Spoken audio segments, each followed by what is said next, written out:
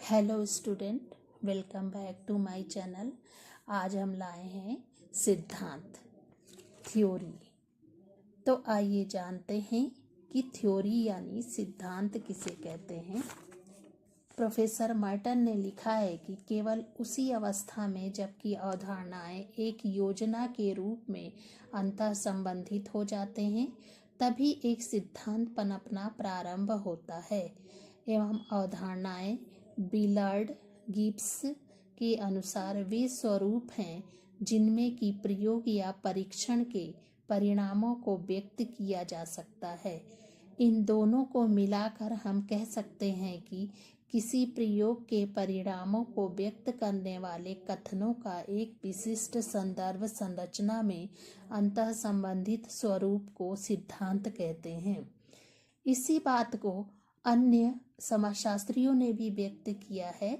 सिद्धांत एक विशिष्ट संदर्भ संरचना में अवधारणाओं का एक सामान्य परिसंबंध है।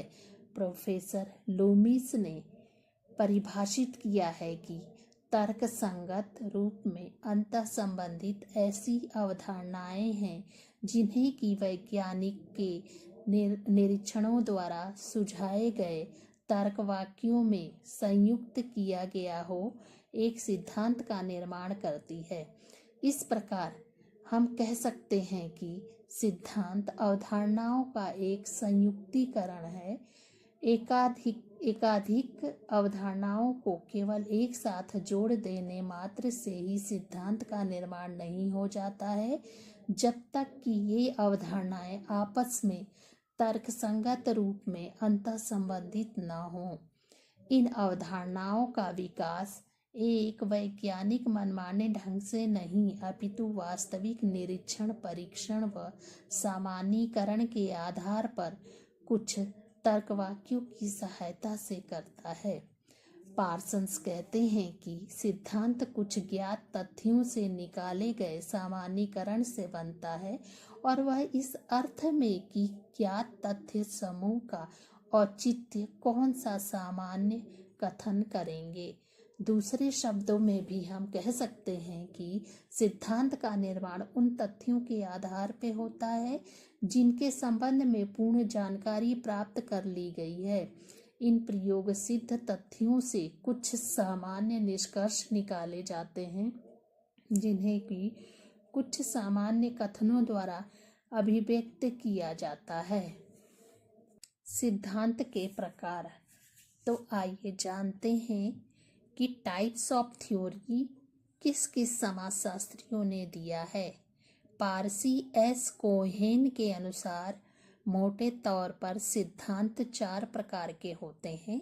पहला है विश्लेषणात्मक सिद्धांत, दूसरा है आदर्शात्मक सिद्धांत, तीसरा है वैज्ञानिक सिद्धांत और चौथा है तात्विक सिद्धांत। तो आइए जानते हैं कि विश्लेषणात्मक सिद्धांत किसे कहते हैं। जैसे तर्कशास्त्र तथा गणित शास्त्र के सिद्धांत, इस प्रकार के सिद्धांत वास्तविक दुनिया के संबंध में शायद ही कुछ कहते हैं अपितु कुछ ऐसे स्वयं सिद्ध कथनों से बनते हैं जो कि परिभाषा द्वारा सच होते हैं एवं जिनसे दूसरे कथनों को निकाला जाता है।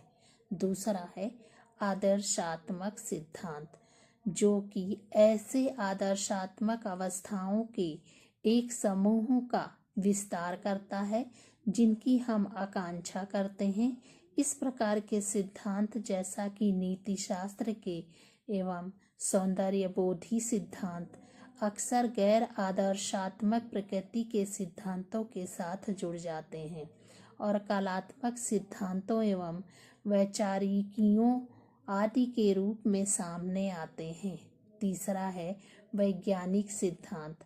आदर्श रूप में एक सर्वव्यापी आनुभविक कथन होता है जो कि घटना के 2 या अधिक प्रकारों के बीच एक कारणात्मक संबंध को बताता है।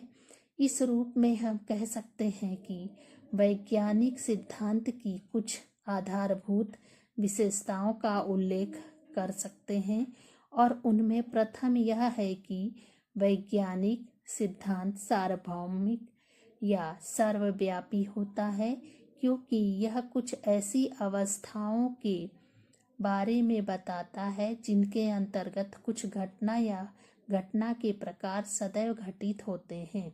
द्वितीय है, वैज्ञानिक सिद्धांत निश्चय ही आनुभविक या प्रयोग सिद्ध भी होते हैं। इसका तात्पर्य यह नहीं है कि वे केवल मात्र अनुभविक निरीक्षण के परिणाम है।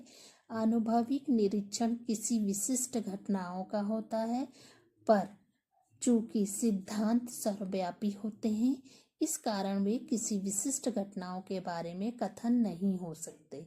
वैज्ञानिक सिद्धांत इस अर्थ में अनुभविक होते हैं कि उनसे ऐसे कथन का निगमन किया जा सके जो कि किन्हीं विशिष्ट घटनाओं के बारे में है और जिनकी जांच पड़ताल निरीक्षण के द्वारा की जा सकती है।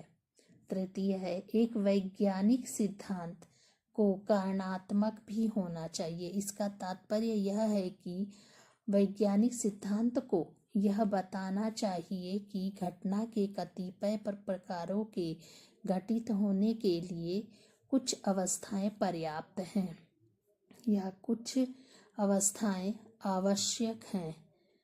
तो इस विशेषता के संबंध में 3 विचार मत प्रचलित हैं। पहला है, कुछ विद्वानों का कथन है कि सभी वैज्ञानिक सिद्धांतों का कारणात्मक स्वरूप नहीं होता। वह है, कुछ सिद्धांतों का मत है कि किसी भी वैज्ञानिक सिद्धांत का कारणात्मक स्वरूप नहीं होता है। है, सभी वैज्ञानिक सिद्धांतों का कारणात्मक स्वरूप होता है, क्योंकि विज्ञान का आधारभूत कार्य इस बात की व्याख्या करता है कि घटनाएं क्यों एवं कैसे घटित हुई हैं। चौथा है, तात्विक सिद्धांत। चौथा एवं अंतिम प्रकार का सिद्धांत है। तात्विक एवं वैज्ञानिक सिद्धांतों में मुख्य भेद या अंतर यह है कि तात्विक सिद्धांत वस्तुतः परीक्षण योग्य नहीं होते, यद्यपि उनका तार्किक मूल्यांकन किया जा सकता है।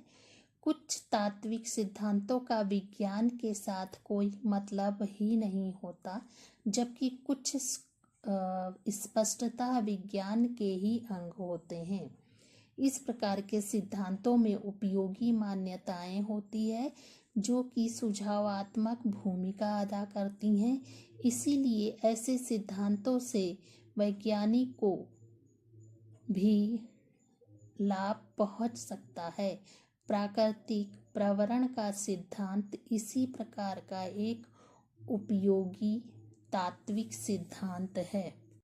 बच्चों, अभी तक हमने सिद्धांत यानी थ्योरी के बारे में जाना है कि थ्योरी के बारे में विभिन्न समाजशास्त्रियों ने क्या कहा है। उसके बाद हमने सिद्धांत के प्रकारों का वर्णन किया है और नेक्स्ट वीडियो में आपको समाजशास्त्रीय सिद्धांत के बारे में वर्णन किया गया है। धन्यवाद।